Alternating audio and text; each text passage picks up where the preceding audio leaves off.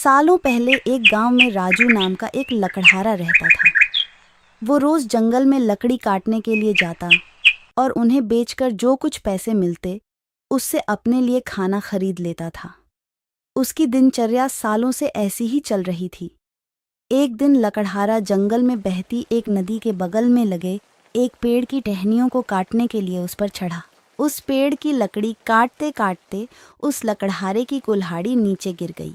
तेजी से लकड़हारा पेड़ से उतरा और अपनी कुल्हाड़ी को ढूंढने लगा।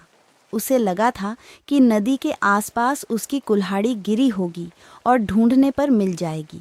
वास्तव में ऐसा कुछ नहीं हुआ, क्योंकि उसकी कुल्हाड़ी पेड़ से सीधा नीचे नदी में जा गिरी थी।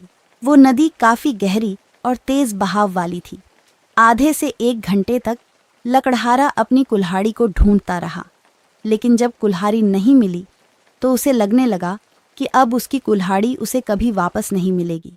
इससे वो काफी दुखी हो गया।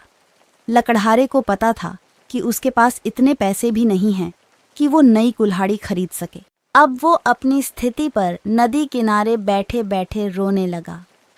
लकड़हारे की रोने की आवाज सुनकर वहां नदी की रानी आ गई। उन्होंने लकड़हारे से पूछा, बेटा, क्या हो गया? तुम इतना क्यों रो रहे हो? कुछ खो दिया है क्या तुमने इस नदी में? नदी की रानी के सवाल सुनते ही लकड़हारे ने उन्हें अपनी कुल्हाड़ी गिरने की कहानी सुना दी। नदी की रानी ने पूरी बात सुनते ही कुल्हाड़ी को ढूंढने में लकड़हारे की मदद करने की बात कही और वहां से चली गई। कुछ देर बाद नदी की रानी नदी से बाहर निकलकर आई और उन्होंने लकड़हारे से कहा, मैं तुम्हारी कुल्हाड़ी लेकर आई हूँ। नदी की रानी की बातें सुनकर लकड़हारे के चेहरे पर मुस्कान आ गई। तभी लकड़हारे ने देखा कि नदी की रानी ने अपने हाथों में सुनहरी रंग की कुल्हाड़ी ले रखी है। दुखी मन से लकड़हारे ने कहा, यह सुनहरी रंग की कुल्हाड़ी मेरी तो बिल्कुल भी नहीं है।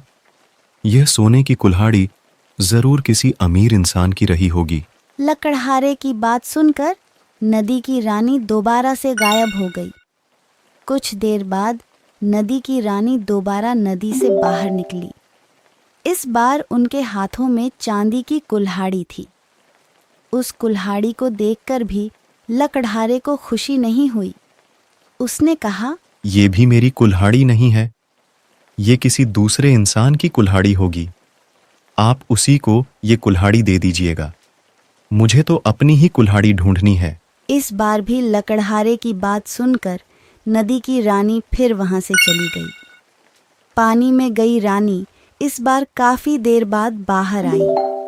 अब रानी को देखते ही लकड़हारे के चेहरे पर बड़ी सी मुस्कान थी।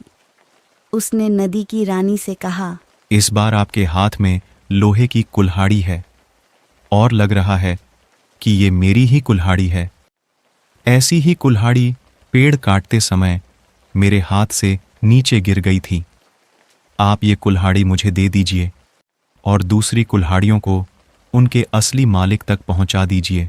लकड़हारे की इतनी ईमानदारी और निष्पाप मन को देखकर नदी की रानी को काफी अच्छा लगा। उन्होंने लकड़हारे से कहा, तुम्हारे मन में बिल्कुल भी लालच नहीं है।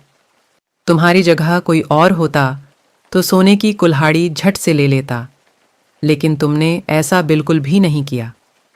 चांदी की कुल्हाड़ी को भी तुमने लेने से इनकार कर दिया। तुम्हें सिर्फ अपनी लोहे की ही कुल्हाड़ी चाहिए थी। तुम्हारे इतने पवित्र और सच्चे मन से मैं काफ़ी प्रभावित हूँ। मैं तुम्हें उपहार में सोने और चांदी दोनों की ही कुल्हाड़ी देना चाहता हूँ। तुम अपनी लोहे की कुल्हाड़ी के साथ इन्हें भी अपने पास अपनी ईमानदारी के तोहफे के तौर पर रख लो। सीख: ईमानदारी से बड़ी दौलत इस दुनिया में कुछ नहीं है। अच्छे ईमान वाले इंसान की चारों तरफ प्रशंसा होती है।